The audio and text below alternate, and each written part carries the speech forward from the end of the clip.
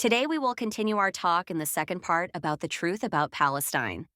The Palestinian uprisings are a series of movements aimed at protesting Israeli occupation.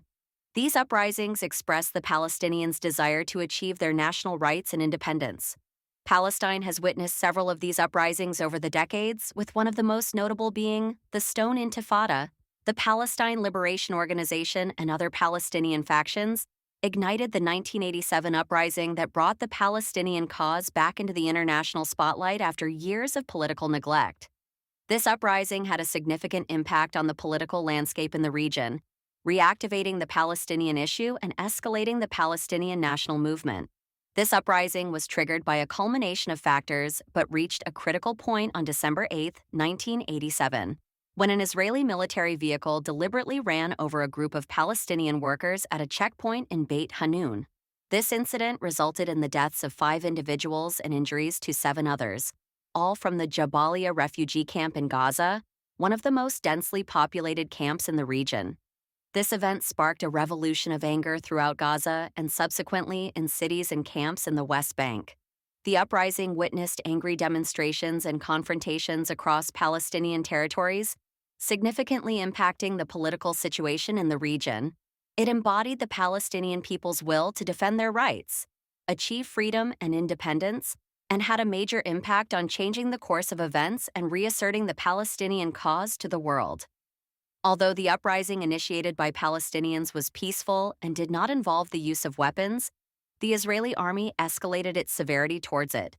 Israeli leaders issued orders to suppress it by all possible means, with aircraft dropping smoke and tear gas bombs to disperse thousands of protesters. Occupation soldiers began intensive gunfire, resulting in numerous casualties in the early days of the uprising. This revolution later became known as the Intifada. Al-Aqsa Uprising. The Al-Aqsa Uprising erupted in September 2000 as a result of Ariel Sharon's visit. Sharon, who was involved in massacres against the Palestinian people, including the Sabra and Shatila massacre in 1982.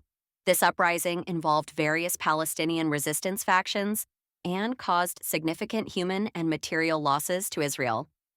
The Israeli government accused one of these factions, Fatah movement and its affiliated Al-Aqsa Martyrs Brigades, of terrorist activities. The American administration also labeled these factions as terrorist organizations, adding them to the list of organizations to be fought and dismantled. This dual pressure placed the organization under Israeli strikes and American pressures. Aqsa Flood.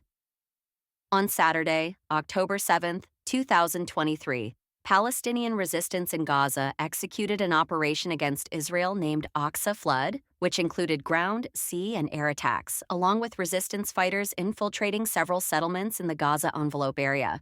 This operation was named Aqsa Flood in response to the repeated violations committed by Israel against the Al-Aqsa Mosque and the holy sites in Jerusalem. Mohammed al-Daif, the chief of staff of the Izz ad-Din al-Qassam brigades, the military wing of Hamas, announced the attack known as Aqsa Flood, considered the largest attack on Israel in decades, resulting in significant losses for the Israeli army and a large number of casualties.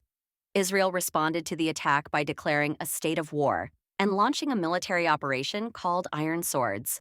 This operation began with intensive airstrikes on the Gaza Strip, triggering alarms in the settlements surrounding Gaza.